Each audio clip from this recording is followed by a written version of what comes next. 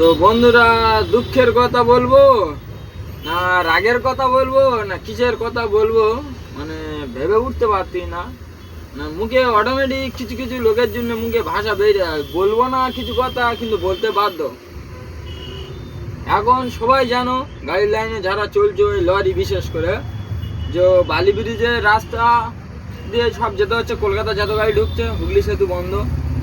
হুগলি সেতু কিছু কিছু গাড়িও যাচ্ছে, যাচ্ছে না এমন কোনো কথা নয়, যাচ্ছে, পুলিশদের পয়সাতে যেতে হচ্ছে।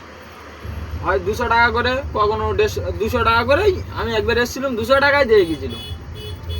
তো এখন আর বাবু আমাকে এইটিপে ফোন করে বলতেছে, তোমরা কেন বালি ব্রিজ হয়ে আসতেছো? কেন? তা এদিকে এদিকে বন্ধ, তো এদিকে তো গাড়ি ছাড়ে না।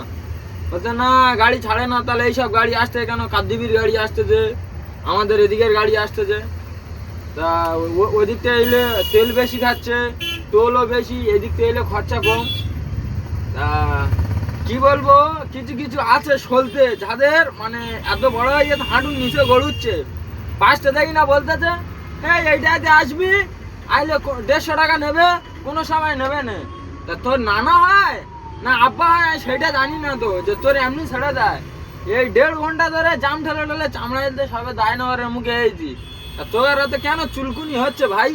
একটা কথা বলি, কেন তোদের হাতে চুলকানি হচ্ছে? যে ব্যাপারটা চলতেছি, যে যেরকম ট্যালেন্টে চলতি চল না, তোদের কেন চুলকানি হচ্ছে? বাবুদের কাছে কাড়ি খাওয়া, তোদের কাড়ি খাওয়ার কি দরকার আছে? যদি ইচ্ছা হয় গাড়ি চালাবি, এই গাড়িটা চালাবি, বল। চালানোর ইচ্ছা থাকলে বল, দিদি ছেড়ে লেগে যাচ্ছি, চালা। কিন্তু এরকম চুলকানি খাওয়া গাই করিনি, করে নিজেদের মধ্যে ড্রাইভারদের ভিতরে রাগ, মন কষাকষি, রাগারাগি করিনি। আজকে তুই আমার করবি এরম বলে আজকে আমার এই ফাঁসে দিলি, এসে জামে পড়ে আছি। একদিনও নাম তোর কোনো ফল দেখলে তোর বাবুর কাছে আমি ফোন করবো, করে বলবো, তেমন তোর বাবুর তোর কিরম লাগবে বল দিনি? তোদের কেন এত চুলকুনি হয় কেন ভাই?